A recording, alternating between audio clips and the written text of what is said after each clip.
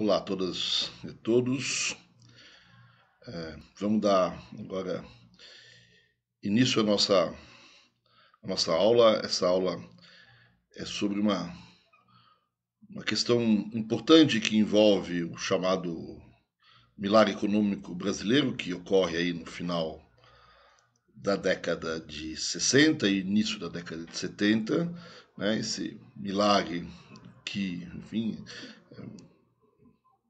explicado, vamos dizer assim, ou é explicado, ele é entendido como uma fase de fortíssimo crescimento econômico na economia brasileira, é, e que, vamos dizer assim, tem lá suas peculiaridades no sentido de que não, aparentemente você não tem grandes problemas inflacionários, ao mesmo tempo que também, aparentemente, você não tem empecilhos nesse crescimento do ponto de vista das contas externas, né, que são os dois, normalmente, distúrbios que interrompem fases de crescimento econômico. Então, você tem uma fase de crescimento bastante longo na economia brasileira, que, enfim, a questão inflacionária é uma questão complicada da gente conversar, né, em relação a esse período. Né? A inflação oficialmente ela cai, mas há algumas questões envolvendo essa queda. Por outro lado, a mesma coisa acontece com os pagamentos. Né?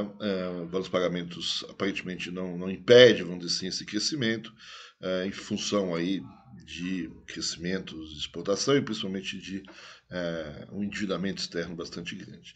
De qualquer maneira, é uma fase de um crescimento econômico grande, né, talvez o maior da história, por um período relativamente longo, né, que foi muito comemorado, vamos dizer assim, pelas autoridades da época, né, os presidentes. Né, esse período envolve dois presidentes, Castelo Branco e Médici, um ministro da Fazenda, que é o Delfim Neto, dois ministros do Planejamento, Helio Beltrão, e depois do João Paulo do Reis Veloso. Né.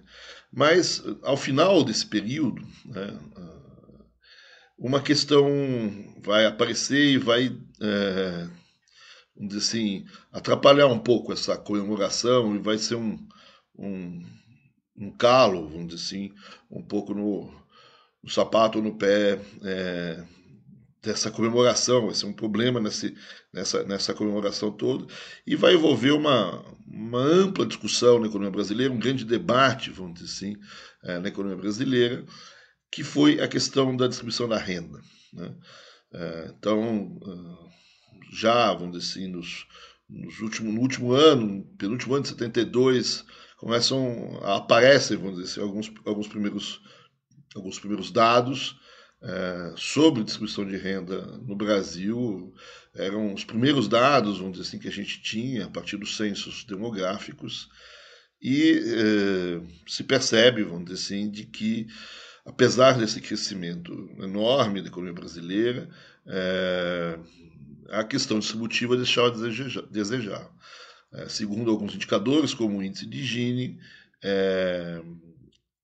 há uma piora na distribuição de renda se você comparar os dados do censo de 1970 com os dados do censo de 1960. Ou seja, nesses 10 anos aí, que envolve um período do milagre, você tem uma piora no índice de Gini, na distribuição de renda. Isso motivou, né, isso além de ser um calo no sapato, como eu já disse, certo? E vai ser um elemento que a oposição à ditadura vai se valer bastante, vamos dizer assim, na sua crítica, e, como eu disse, vai dar ensejo aí a uma grande discussão. E é essa questão, né, esses números da distribuição de renda e essa discussão que a gente queria conversar aqui nessa aula. Então, talvez a principal crítica que a gente tem a esse período do milagre, né, o milagre tem, ao final desse período, uma série de outros elementos, outras dificuldades, né? A questão inflacionária começa talvez a reaparecer, os desequilíbrios desse crescimento enorme, mas com diferenças, vamos dizer assim, muito grande entre setores, um setor crescendo muito mais do que outro, o que dá, vamos dizer assim, certos desequilíbrios intersetoriais, é, um aumento, vamos dizer assim, da vulnerabilidade externa brasileira, se a gente olhar o crescimento da necessidade de importações de determinados bens de capital, de petróleo, etc. Né? Então, mesmo antes da crise do petróleo, assim, o Milagre tinha lá os seus problemas. Né? E uma dessas questões que começa a ser discutida justamente no final do Milagre, então, como a gente vinha dizendo, é a questão da concentração da renda pessoal, especificamente nesse caso. Né?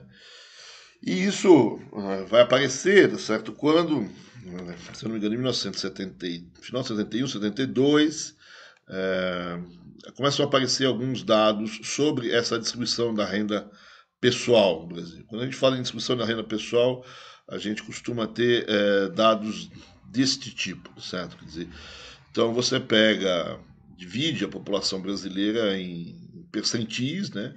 Dos percentis mais pobres aos mais ricos, né? Pode ser percentil, centil, enfim, você pode dividir do jeito que você quiser. Aqui ela está dividida em percentis. Né? Então você pega os 10% mais pobres da sociedade, os 10% menos ricos, vamos dizer assim, da sociedade, e vê quanto que esses 10%, que deviam ser ali alguma coisa como 9 milhões, né? A gente devia ter ali por volta de 90 milhões de pessoas em 1970, pelo menos é o que o famoso hino lá da seleção brasileira que ganha a Copa do Mundo em 1970 diz, né? 90 milhões em ação. Então a gente tem os 9 milhões mais pobres e a gente se pergunta, ou a gente vai ao censo e vê quanto que da renda total do Brasil, né, de toda a renda brasileira, quanto que esses 10% mais pobres detêm da renda. Né? E a gente chega à conclusão que 1,11% da renda total do Brasil é detido pelos 10% mais pobres. E aí a gente olha os 10% seguintes, né? Quanto que não são os 10% mais pobres, mas são os 10% seguintes da renda, os próximos 9 milhões de pessoas têm dessa renda, certo? Né? Então, os 10%, vamos dizer assim, que são os segundos mais pobres, certo? Eles têm 2,05% da renda. E assim sucessivamente, até você chegar nos últimos 10%, os 10% mais ricos da sociedade, então, os 9 milhões de pessoas mais ricas da sociedade, que detinham, né, em 1970, então, 47,79%, 47,8% de toda a renda brasileira, toda a renda gerada no Brasil naquele ano. 47%, quase 48% dessa renda total era detido por apenas 9 milhões, os 9 milhões mais ricos. Ou seja, os 10% mais ricos da população brasileira detinham quase que metade da renda no Brasil. Né? Então, isso é um exemplo de uma distribuição pessoal de renda. Certo? Quer dizer, existem outras formas de você ver as distribuições de renda. Uma coisa que à época você discutia muito, talvez hoje em dia a gente tem uma discussão menor, até porque era típica, vamos dizer assim, de certas formas de entender economia, quando se, talvez, perspectivas mais marxistas, kalekianas, ou alguma coisa parecida com isso, eram fortes. Você discutia muito a chamada distribuição funcional da renda, onde você via a distribuição da renda entre classes sociais, por exemplo, entre os assalariados, quanto que os assalariados tinham do total da renda, quanto que do total da renda eram os lucros, quanto que eram as rendas advindas das propriedades, etc. Isso a gente chama de uma distribuição funcional da renda, que alguns analistas ainda usam hoje e, como eu disse, era bastante discutida nesse período. Né? Mas a discussão que a gente está levando aqui, certo? Ela vai crescer muito a partir apesar dessa questão da discussão funcional fazer parte da discussão toda, a discussão em si, ela vai nascer, ela tem o seu nascedor na chamada discussão pessoal da renda. Então essa era a discussão pessoal da renda que, principalmente um cara chamado Caso Langoni, ele conseguiu tirar do censo de 1970. né? Você pode até olhar outras faixas, certo? Quer dizer, os 5% mais ricos, os 1% mais ricos, essa é uma forma clássica. Hoje essa forma de discussão pessoal volta e, por exemplo, usar essas faixas, o 1%, os 10% mais ricos, é uma forma bastante usada hoje em dia, principalmente a partir de um livro de um autor francês, né?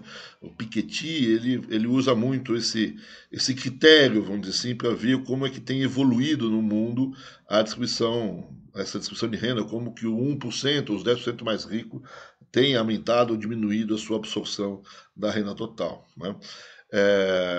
Então, isso é uma chamada distribuição pessoal, como eu disse, isso foi calculado em 1960 pelo Langoni.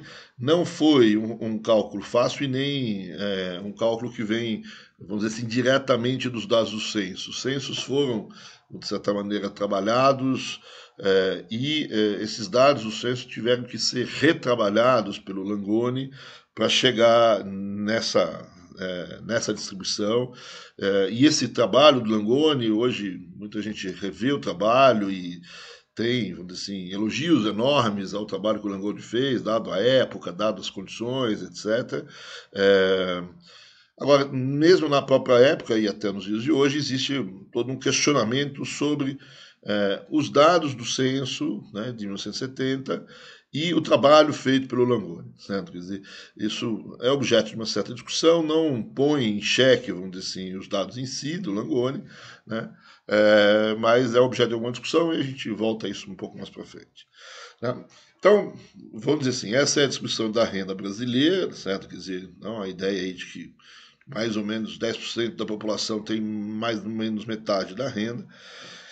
E a partir dessa distribuição, né, você vai fazer duas coisas, certo? Quer dizer, não, várias coisas, certo? Mas o Langoni ele vai, de um lado, calcular uma coisa que além de usar esses 10% mais rico, 1% mais rico para um elemento de avaliação da distribuição de renda no Brasil, existem outros indicadores a partir da distribuição pessoal. Um desses outros indicadores é o chamado índice de Gini, que o Langoni também vai calcular a partir desses dados, né? Outros indicadores também são possíveis, mas em particular aqui o Langoni vai usar o índice de Gini, certo? Para calcular o índice de Gini, ele parte desses dados que vocês veem aí, né? E ele vai construir o que a gente chama de uma curva de Lorentz, né? Então, a curva de Lorentz é nada mais do que a agregação desses percentis, né? Então, eu vejo quanto tem os 10% mais pobres, depois os 20% mais pobres, os 30% mais pobres, os 40%, até chegar em 100% da população. É óbvio que 100% da população tem 100% da renda, né? Os 10% mais pobres, né, já está calculado. Os 20% mais pobres, né, é a soma dos 10% mais pobres com os segundos 10%. Então, nesse caso, estou somando aí 1,11 com 2,05, vai dar o 3,16, e assim sucessivamente. E nesse sentido, certo, eu posso calcular o que a gente chama de curva de Lorentz, e a curva de Lorentz calculada pelo Langoni é essa que está aí em amarelo, certo? É a curva de Lorentz, então, do censo brasileiro de 1970. Se vocês olharem, né, essa curva ela vai plotando nesse gráfico quanto que, né, o 0%, zero é zero, certo? Mas quanto os 10% mais pobre da população tem da renda, você marca ali um pontinho, vai dar alguma coisa, 1,1, é bem próxima do eixo, né? Os 20% a gente viu, dava ali os 3, quanto é que dava? Dava ali os 3,16, né? Aí, assim sucessivamente, a gente vê que os 40% mais pobres da população brasileira têm mais ou menos 10% da renda, certo? Quer dizer, se a gente olhar, os 50% mais pobres têm, grosso modo, 15% da renda, e é o que a gente vai plotando nesse gráfico que está em amarelo, até 100% da renda ter, 100% da população tem 100% da renda, né? Então essa é a chamada curva de Lorentz, que, enfim, sai, vamos dizer assim, desses dados de distribuição de renda. Aqui eu acrescentei uma outra curva, assim, que é a que está em vermelho no gráfico, que seria uma curva potencial de como seria a distribuição de renda de um país onde a distribuição de renda fosse perfeita. Né? Então, a distribuição de renda perfeita, onde todo mundo tem a mesma renda, talvez não seja perfeita, certo? Mas onde fosse igualitária. Né? Então, 10% da renda tem 10% da população tem 10% da renda. Os 10% mais pobres ou os mais ricos teriam os mesmos 10% da renda. Então, isso faria com que essa curva de Lorentz nessa situação fosse, no fundo, essa reta que cruza aí o gráfico do zero ao cruzamento do 100 com 100. Certo? Então, a gente tem aqui essa chamada aqui, curva de Lorentz numa distribuição perfeita, se a distribuição fosse perfeita.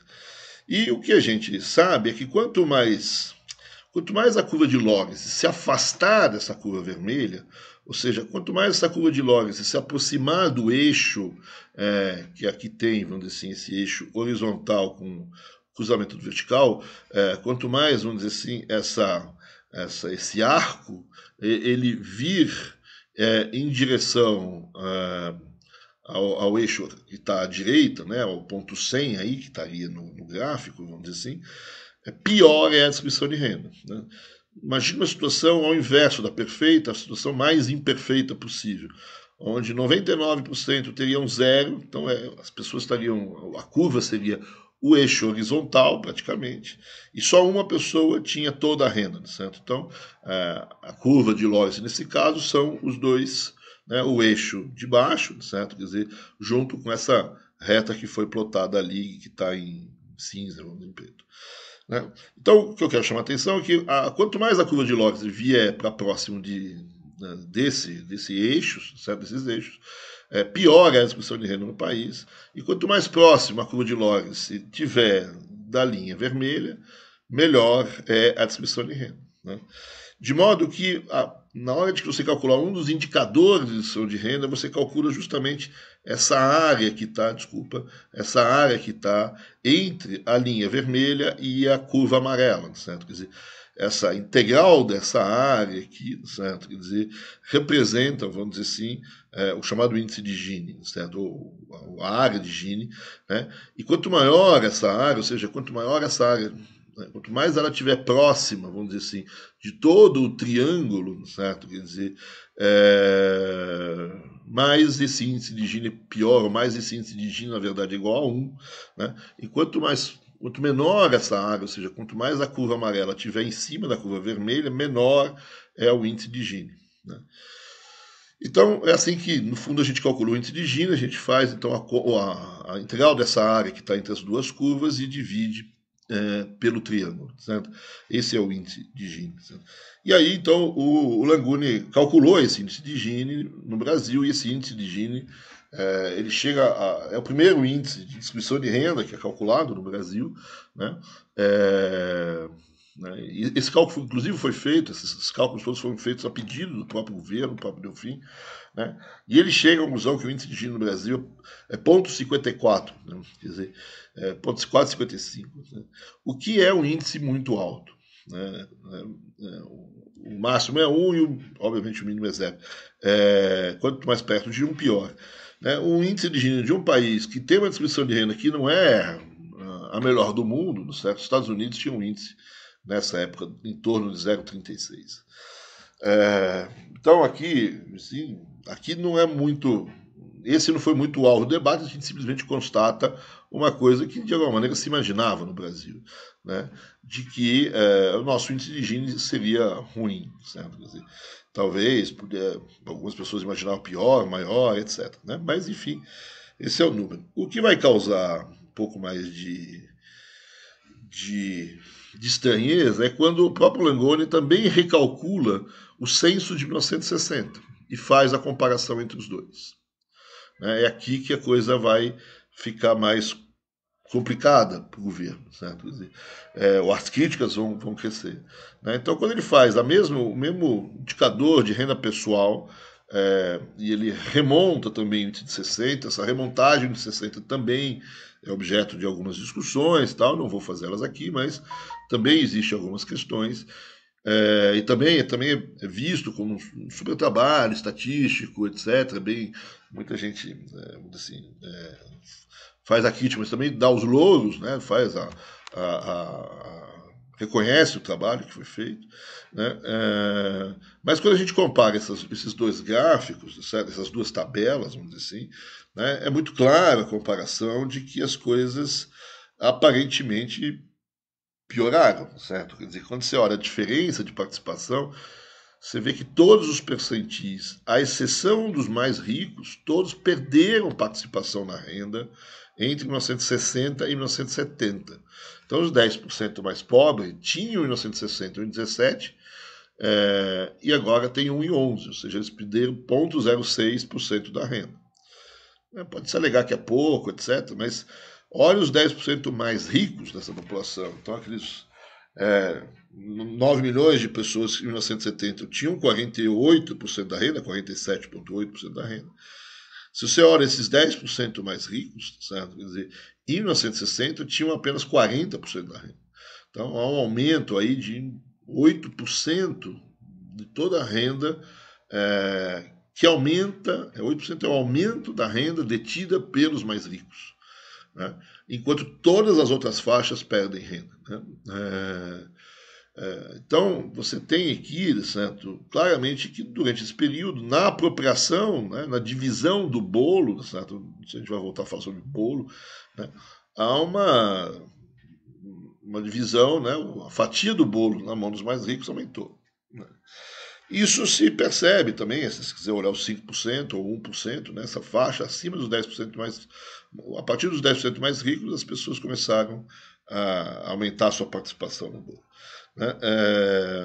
E isso vai se refletir na própria curva de Lorentz, certo? Quer dizer, se a gente olhar a curva de Lorentz de 1970, é a que está em azul, né?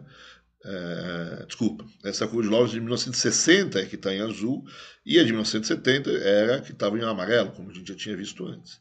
Então você vê que, quando eu ploto a curva de 1960, você vê que ela está mais próxima daquilo que eu chamei de uma distribuição de renda perfeita, certo? Quer dizer, ou seja, quando eu saio de 1960 e vou em direção a 1970, a minha curva de Lorentz ela vem mais próxima, vamos dizer assim, do triângulo, dos dois eixos, e se distancia, vamos dizer assim, da curva vermelha, né? Então, a área que fica entre a curva aumenta, né? E provavelmente o índice de Gini também aumenta, né? Quando eu saio de 1960 para 1970. Ou seja, a área em 1960 era menor do que a área que a gente já viu de 1970.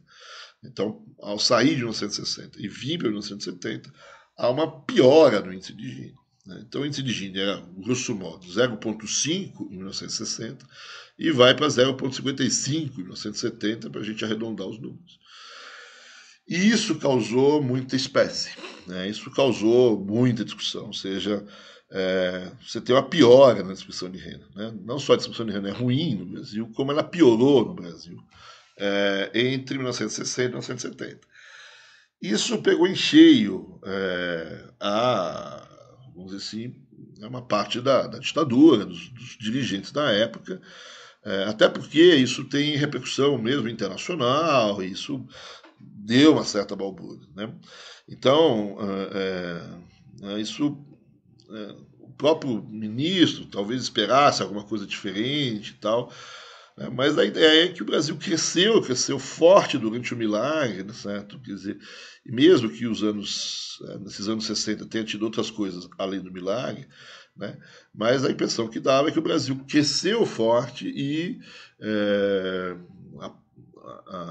a distribuição, né, a população não se apropriou de maneira muito equânime desse crescimento, né? Você tem uma frase que teve grande repercussão internacional, que é a frase de uma pessoa chamada McNamara, que, se eu não me engano, era presidente do Banco Mundial à época, e o McNamara dizia que o Brasil era um país engraçado, porque o Brasil é um país que crescia como nenhum outro, quase nenhum outro, né?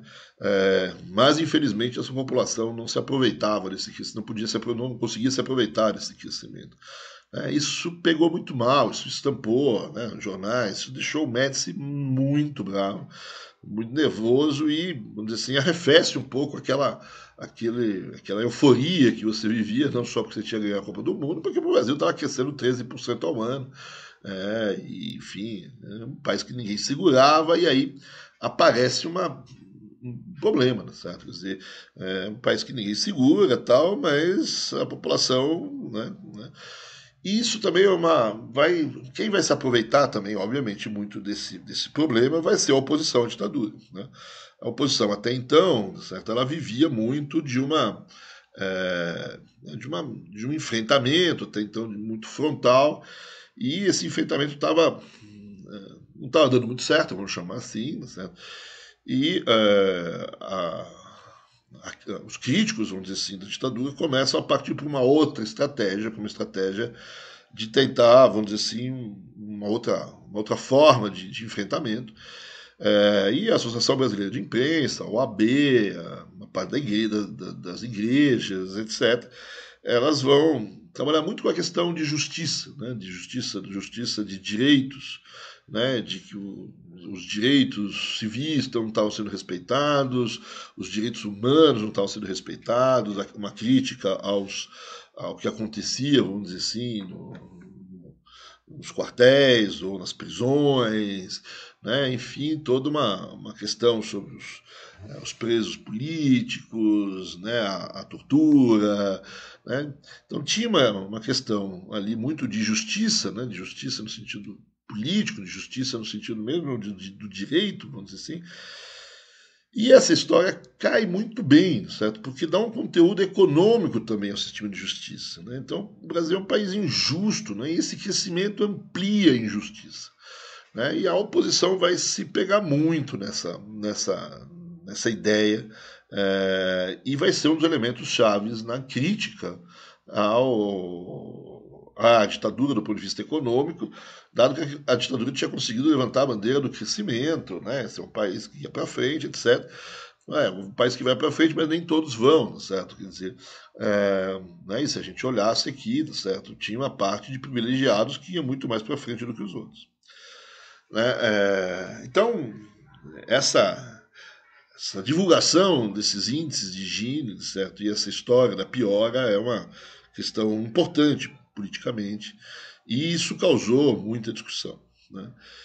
E o próprio governo começa a olhar os dados e começa a buscar, né, explicações, defesas. Ele também está, de certa maneira, surpreendido e começa vamos dizer assim, buscar algum tipo de justificativa e vamos dizer assim, sair um pouco desse corner onde eles estavam colocados.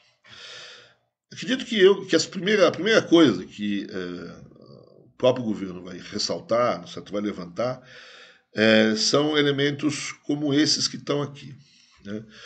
Que tem, qual é esse gráfico, que ele quer dizer? Né? Aqui eu também tenho as mesmas divisões pessoais de renda, os 10% mais pobres lá embaixo, até os 10% mais ricos, depois os 5% e 1% mais ricos. E em cada uma dessas faixas, as pessoas calculam a renda média da faixa. Quanto que, em média, os 10% mais pobres tinham e têm de renda. Né? Aqui não é uma questão de quanto ele tem do total da renda, qual é a renda média da faixa. Né? Então, os 10% mais pobres, eles tinham, né, uma renda, né, que é bem pequenininha, certo? Quer dizer, agora, o que dá para observar claramente nesse gráfico é que todas as faixas de renda, o marronzinho é maior que o azulzinho. Né? Então, quer dizer que em todas as faixas de renda, a renda média da faixa em 1970 é maior que a renda média da faixa em 1960. Ou seja, em 1970, as pessoas, em todas as faixas, todas as médias das faixas, ganhavam mais que em 1960. Né? Então, em termos reais, a renda média de todas as faixas de renda cresceu entre 1960 e 1970. Né? Então, o que a gente está dizendo é que todo mundo ficou mais rico nesse período. Né? Todo mundo melhorou de vida nesse período. Né? Então, essa é a primeira assim, primeira forma de enfrentamento da questão, que os primeiros dados que os próprios governos da época lançaram mão, certo? Quer dizer, e é verdade, certo? Quer dizer, então, se eu tinha essas diferenças, certo? Quer dizer, se eu olhar, eu tenho todas essas faixas aqui, eu coloquei na tabela, certo? Quer dizer, quanto que é esse aumento de renda. Né? Então, o que eu posso ver é que todas as faixas aumentaram a renda. Né? Todo mundo melhorou a sua renda. Né? Agora, se eu imaginar quanto que é a renda quanto é que foi o crescimento da renda per capita no Brasil, né? O PIB per capita no Brasil, né, a renda média brasileira, vamos dizer assim, cresceu nesse período 37%, né, entre 1960 e 1970. Aí quando eu olho esses dados, de novo, certo? Quer dizer, só os 10% mais ricos tiveram um crescimento acima do PIB per capita. Todas as outras faixas tiveram um crescimento de renda, sim, mas abaixo do crescimento da renda per capita. Ou seja, é verdade que todo mundo melhorou, né, em termos de renda média, e aqui é renda real, certo? Quer dizer, todos melhoraram, né? Mas alguns melhoraram muito mais do que outros. Né? Então, mas a primeira linha de defesa, vamos dizer assim, é que, olha, tudo bem, a gente tem uma piora no índice de Gini, mas note que todas as faixas de renda melhoraram. Né? Todas as rendas, a renda cresce, mas com piora na distribuição, todas as rendas cresceram. Né? Então, mas o fato é que as rendas dos mais ricos cresceram mais do que dos mais pobres, por isso que você tem uma piora na distribuição de renda. Mas quando eu olho os dados por algum critério, né, de pobreza, certo?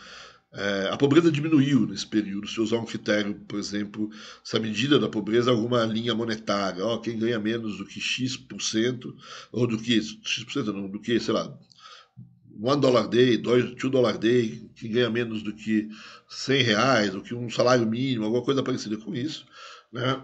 Eu vou ver que há menos pessoas debaixo dessa faixa em 1970 do que existia em 1960.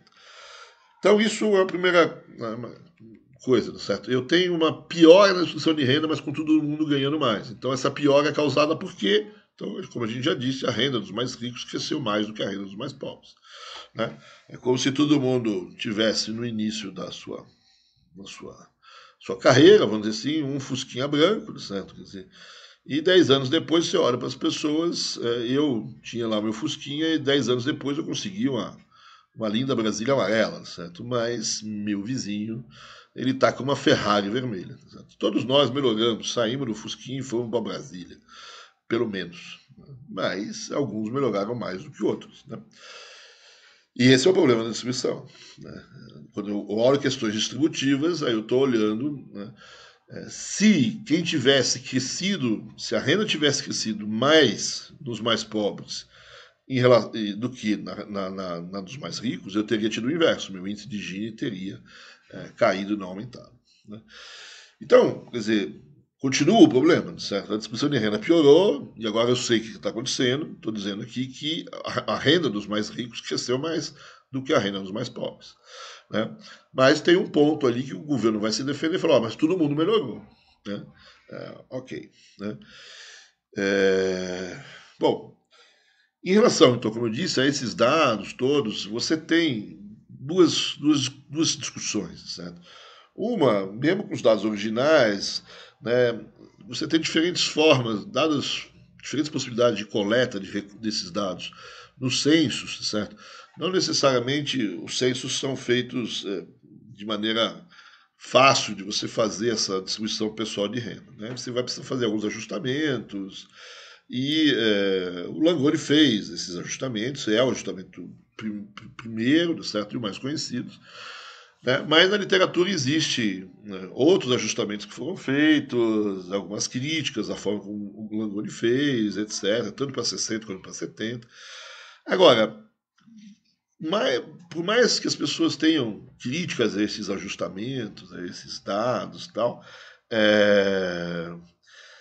todos levam à mesma conclusão da piora da questão de renda, certo? Quer dizer, não tem nenhum ajustamento claro, vamos dizer assim, onde as questões são um pouco diferentes. Né? Talvez o nível seja diferente, o tamanho da mudança seja um pouco diferente, mas em todas as situações, pelo menos que eu conheça, você tem uma piora na distribuição de renda. Então, isso de um lado. Uma outra questão, que aí é permanente, vamos dizer assim, na discussão de renda no Brasil, é um questionamento sobre os próprios dados do censo, né? Esses dados do censo, então o censo no fundo é uma coleta domiciliar, né? Você faz um recenseamento, você vai nos domicílios e faz as perguntas dos domicílios. Então é uma renda domiciliar, é uma renda dos domicílios, né? E a crítica que se tem é que essa renda domiciliar ela subestima algumas rendas. Então as rendas, normalmente você supõe que dessas rendas dos censos, pelo menos desses censos de 70, 80, 60, quase que 90% desses dados são rendas que vêm dos salários, do trabalho. Né? Do trabalho, do salário, alguma coisa parecida com isso. Ou seja, existe uma subestimação das rendas, principalmente da renda dos rentistas, né, que ganham dinheiro no mercado financeiro, das rendas que são derivados de apropriação de lucros. Então, todas essas rendas, que normalmente são os mais ricos, vamos dizer assim, eles talvez sejam subestimados no censo.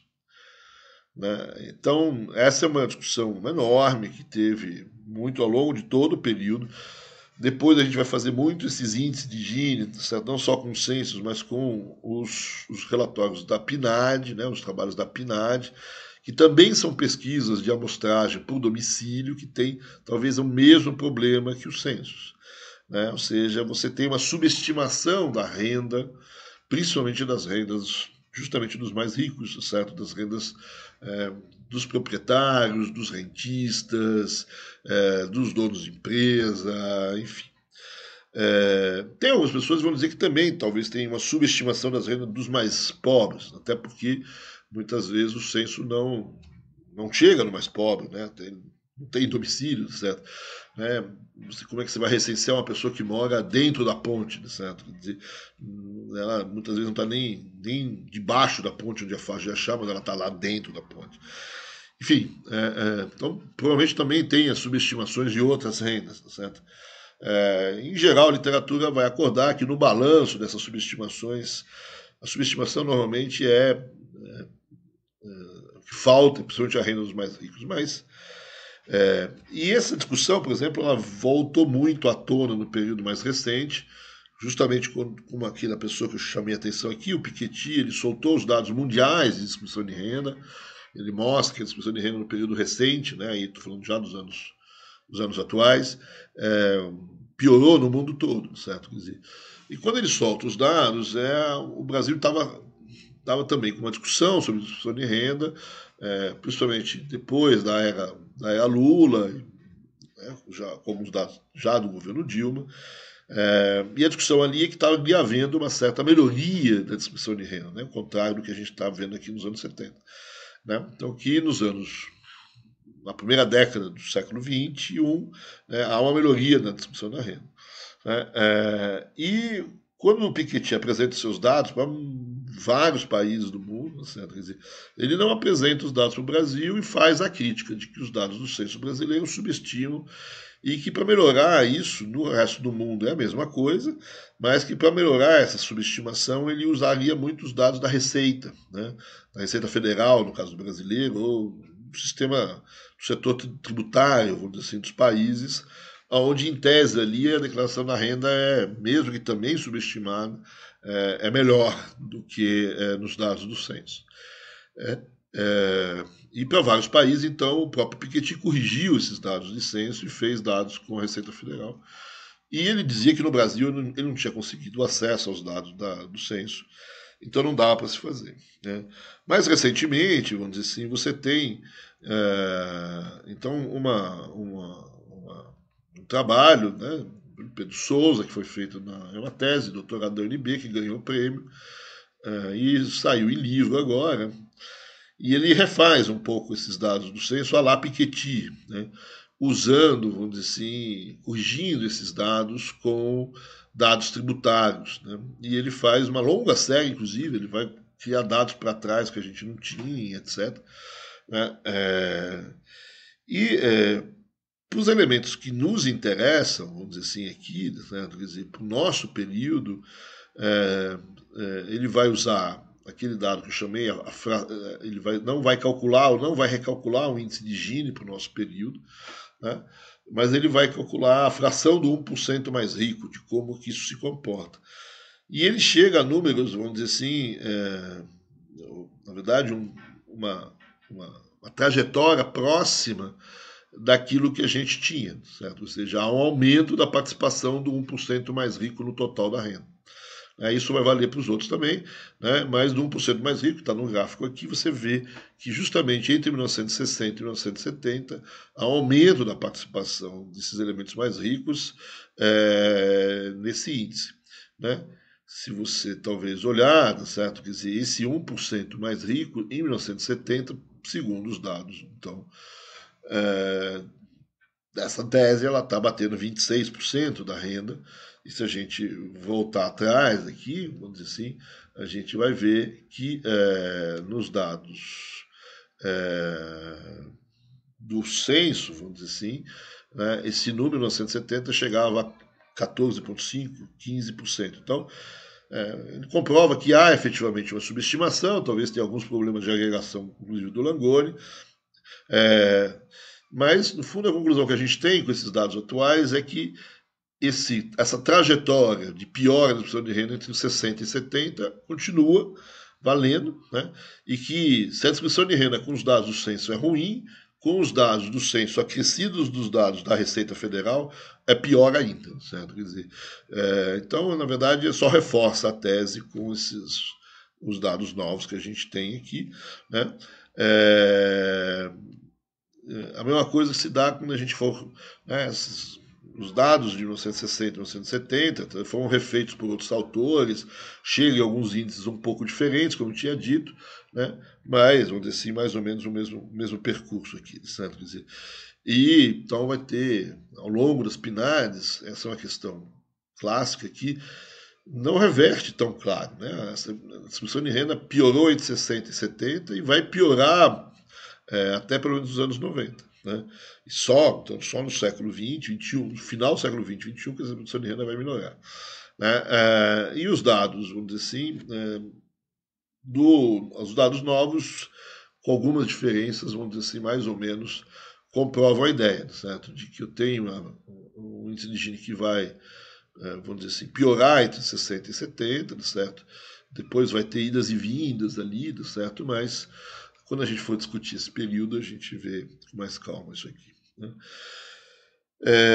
Então, a primeira discussão que tem um pouco é sobre os dados, mas assim não me parece que, a não ser por questões estatísticas aqui, talvez essa questão dos novos dados seja uma questão importante, e que talvez tenha alguma revisão em relação à história, mas para esse período que a gente está analisando, aparentemente não.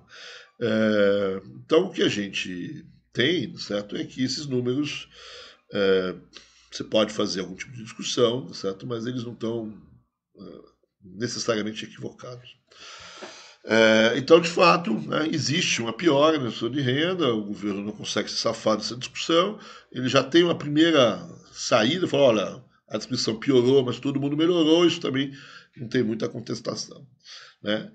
E aí começa a vir um pouco as explicações de por que você tem essa piora na distribuição de renda. Né? Essa contestação, essa explicação, vamos dizer, ela vai ter um grande debate nesse período, e esse debate vai se dividir em dois grandes grupos.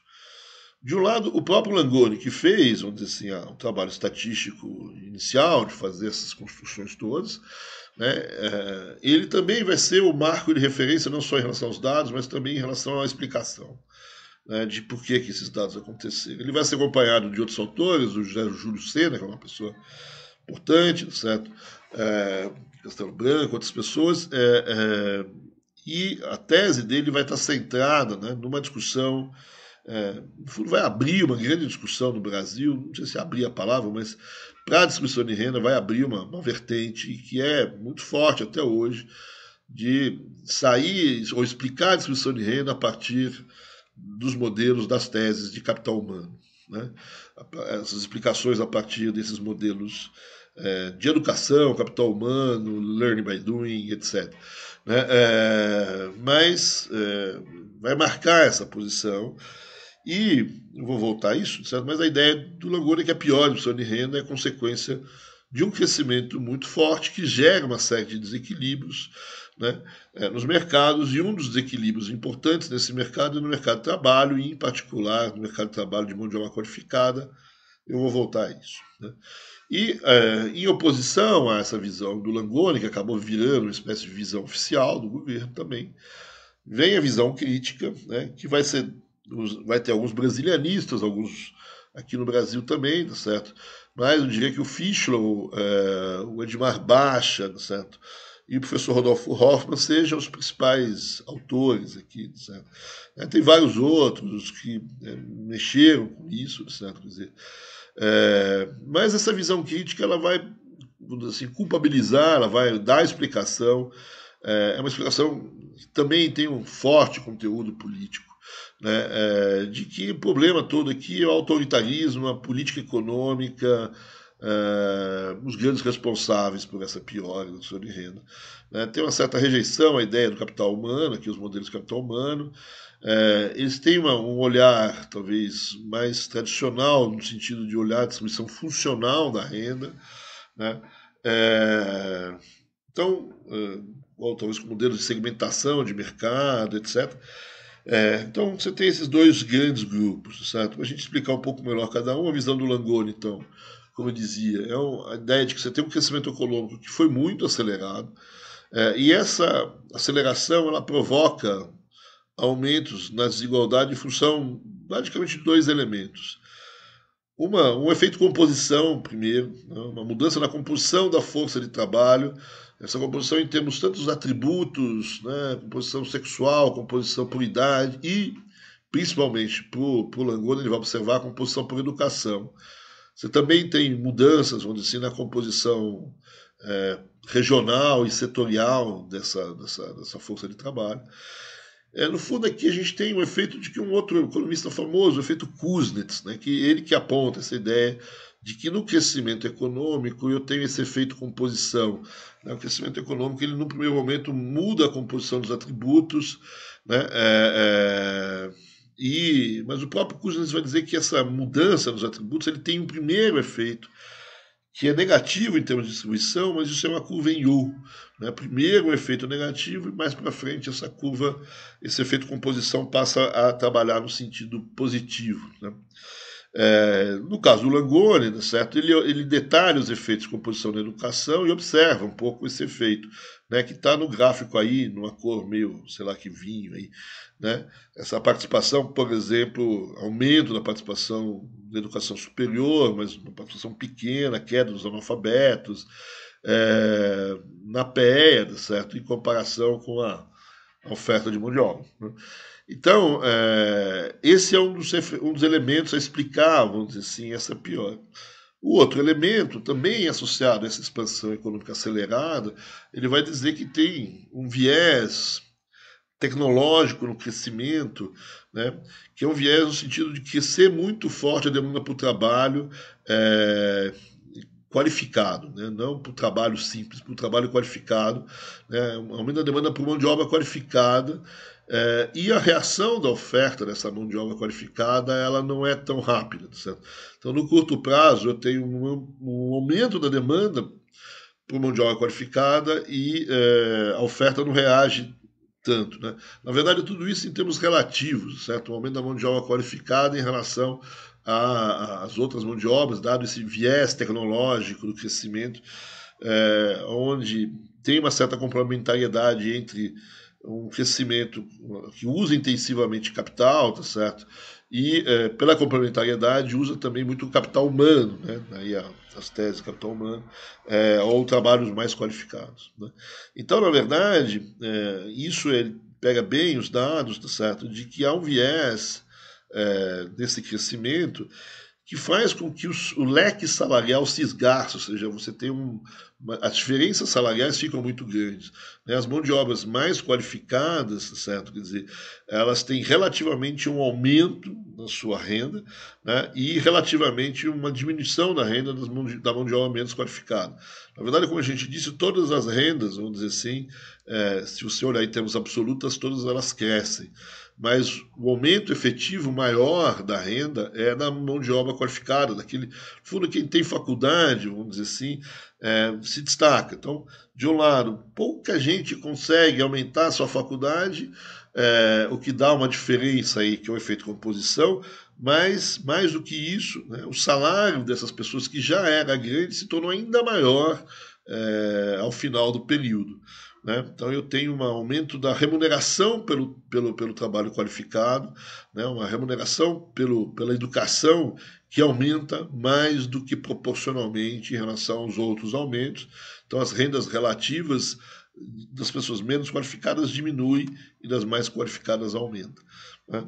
Então esses dois elementos, só um detalhe, esse segundo elemento, certo? Para o Langoni também é reversível. Ele falou, mas é só uma questão de dar tempo ao tempo, vamos dizer assim, e esse efeito composição ele vai não só começar a se tornar positivo em termos de distribuição de renda, como ele vai reverter, vamos dizer assim, esse lado das rendas relativas, certo? Quer dizer, esse prêmio, vamos dizer assim, pela mão de obra qualificada, que é muito grande nesse período por falta de oferta, certo? Vai reduzir ao longo do tempo, né? Pelo próprio aumento da oferta de mão de obra qualificada. Então, tanto o chamado efeito Kuznets, que é em forma de U, como esse efeito, vamos dizer assim, do viés tecnológico, do crescimento, certo? Eles são reversíveis para o Langoni. Né?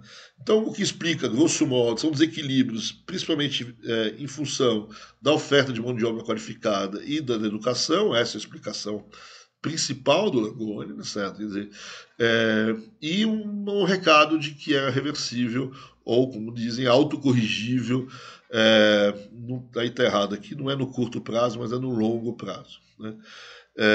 Então, essa é um pouco a visão do Langoni. Os críticos ao Langoni, eles vão, de um lado, né, você tem a crítica aos dados, de um lado, e tem a crítica à interpretação dos dados do Langoni, certo? Quer dizer, então, você tem uma parte dessas críticas que vão dizer, olha, você tem a questão aqui da educação, você tem duas críticas principais em relação aos dados, certo? Quer dizer, a forma de interpretação do Langoni. Primeiro, né, a ideia é que ele está superestimando o efeito educacional no total. Ele fala, olha, eu não estou dizendo que não tem esse efeito, mas você não consegue explicar toda a piora da distribuição de renda só com isso. Na verdade, o efeito educacional ele é relativamente menor nesse processo. Né? A gente não está dizendo que não existe, mas você não pode botá-lo como principal efeito, certo? Quer dizer, se você mudar um pouco o formato dos dados, usar, enfim, outras formas, até outros índices, você vai ver as coisas diferentes. Essa é uma coisa. Outra coisa, Fischler usa um pouco isso também, e o Fischler e o Hoffman também usam outro elemento, certo? Quer dizer, que na verdade a educação que está sendo usada pelo Langoni, né, ele é, na verdade, uma variável que está, na verdade, entrando no lugar de outra. Né? A variável que devia estar ali não é educação, mas é riqueza. Né? E aí sim, certo? A educação explica uma parte da riqueza, certo? Porque os mais ricos são os mais educados, é isso que eles estão dizendo. Né? Então, uma parte do efeito, né, de que os ricos se tornam mais ricos pela sua riqueza, certo? É isso que um pouco eles estão dizendo, é via educação mesmo, certo? Então estaria certo, mas o efeito principal não é a questão educacional, é a questão dos ricos. E uma outra parte que o Langoni não pega são as outras formas dos ricos ganharem dinheiro, certo? Que é usando as suas propriedades, usando o fato de ser rentistas e, por exemplo, ganhando recursos com as taxas de juros, se protegendo melhor em relação a processos inflacionários, etc. Né? Então, um pouco essas duas críticas, né? Que o efeito educacional pode até existir, mas ou ele é menor, né? Não é tão importante assim, ele é importante, mas o Langoni superestima esse efeito, ou esse efeito riqueza ele está, na verdade, o Langoni está usando e ele está escondendo, na verdade, um efeito que está por cima da riqueza, né? que está por cima da educação, que é o efeito riqueza. Né? Na verdade, são os ricos que conseguiram manter a sua rentabilidade, as suas rendas de uma maneira maior, né? E isso, em parte, se dá pelo sistema educacional, mas tem outros elementos, né? E daí por isso que o efeito educacional não é tão importante, que se dá em outros aspectos da geração de renda dos ricos, né? Que para esses autores, então, é o efeito, vamos dizer assim, por exemplo, da remuneração das aplicações financeiras, que é a questão da remuneração do capital, do próprio capital, das taxas de lucro, etc., que estão, inclusive, subestimadas nos dados do censo. Né? E a explicação principal de por que os ricos se tornaram mais ricos, vamos dizer assim, e usaram a sua riqueza de forma a isso acontecer, vamos dizer assim, é basicamente ligado às políticas econômicas e à forma de se, vamos dizer assim, de se proteger dentro desse sistema político que foi implementado a partir do regime militar. Então, as instituições da sociedade civil que existiam e que de alguma maneira protegiam, buscavam uma proteção da renda das classes mais baixas, você teve muitos problemas com essas instituições da sociedade civil, notadamente os sindicatos, que sofreram intervenções, lei de greve, etc. Esses grupos, vamos dizer assim, não puderam atuar. Né? Então, esses grupos sofreram muito e não conseguiram, vamos dizer assim, agir e manter, vamos dizer assim, no mínimo a sua fatia do bolo. Certo? E fora isso, certo? Quer dizer, as políticas econômicas, as reformas que foram implementadas pelos militares, vamos dizer assim, são reformas, como a gente conversou um pouco, reformas que, né, dão essa proteção aos mais ricos. Assim, né? Quem consegue se proteger da inflação com correção monetária não é exatamente a classe mais pobre. Né? A correção monetária que poderia usar a favor dos mais pobres, vamos dizer assim, estaria na política salarial. E essa, pelo menos até 67, é uma política onde os trabalhadores perdem recursos. Né? Já falou do arroz salarial, pelo menos até 67, 68, e depois talvez pare, mas eu não tenho uma política de recuperação, nada disso. Né? Talvez pare a partir dali de perder, certo? Mas, né, eu estou aqui no dado do censo, né, de 70, eu vou ter 2 anos só dessa nova política salarial. Né? Então eu tenho a implementação de políticas, de reformas, a atuação sobre instituições que acabam, vamos dizer assim, tendo esse viés pró-classes mais abastadas da sociedade. Né? Então, os incentivos fiscais que foram promovidos, certo? Como eu disse já nas aulas anteriores, esses incentivos fiscais não são pró-pobres, certo? Quer dizer, né, tem aqui regras ou questões distributivas, certo? A reforma tributária a gente também já viu, certo? Quer dizer, não só ela é carregada de incentivos fiscais favoráveis às classes mais abastadas, como ela é carregada de impostos indiretos. Né? A correção monetária ela vai entrar, vamos dizer assim, proteger principalmente a rentabilidade de quem tem operação no mercado financeiro, certo? Quer dizer, não é todo mundo que tem essas operações no mercado financeiro. Quem trabalha fora do sistema financeiro oficial está, né, sujeito à inflação e não tem mecanismos de proteção. Né? Muito ao contrário, é eles que vão receber o aumento dos preços na cabeça, o aumento das tarifas, etc. E tudo, né? Então, esse grupo de pessoas vai enfatizar muito a política econômica, as reformas e esse ambiente autoritário, e vai dizer, olha, na verdade, todas essas políticas acabaram desprotegendo, vamos dizer assim, as classes menos abastadas e protegendo ou viabilizando, vamos dizer assim, o crescimento da renda dos setores com mais posses, mas que tenham riqueza, que tenham já propriedades, etc., estabelecidas nessa economia. E essa é a explicação. Né? E essa foi um pouco a tônica do debate entre os autores. Como eu disse aqui, eles vão trabalhar muito com a distribuição funcional da renda, esses autores. Né? A distribuição funcional da renda é né, salários perdem, lucros e rendas vindas do capital ganham, né? Então, né, ora, se a gente olhar os 10% mais ricos dessa sociedade, que é a distribuição pessoal, esses representariam talvez os leques mais altos dos salários e principalmente os setores capitalistas, etc., da sociedade. Então, eles vão tentar trazer a discussão da distribuição pessoal para uma discussão funcional da renda, etc. Mas, enfim, é óbvio que o governo acabou usando muito da resposta do Langoni, né, reconhecendo, vamos dizer assim, uma certa falha no seu governo, principalmente nas questões educacionais, se propõe, inclusive, a trabalhar na questão educacional, aqui que vai aparecer Mobral, vai aparecer, por exemplo, MEC-USAID, acordos, etc., mas vai levar anos e anos e anos para essa questão educacional efetivamente se mexer no Brasil, certo? Quer dizer, a ampliação efetiva da população educada no Brasil vem, vamos dizer assim, mais depois da abertura política, né, o governo Sarney, governo Collor Itamar, Fernando Henrique, Lula, onde essas coisas vão efetivamente mudar de figura e talvez dando razão ao Langoni, certo? Mudando inclusive a questão da distribuição de renda quando você muda a questão educacional, né? Mas o que o Langoni errou foi no prazo, certo? Ele tinha razão de que as coisas iam mudar, né? Mas a gente imaginava, pelo que o Langoni dizia nos anos 70, certo?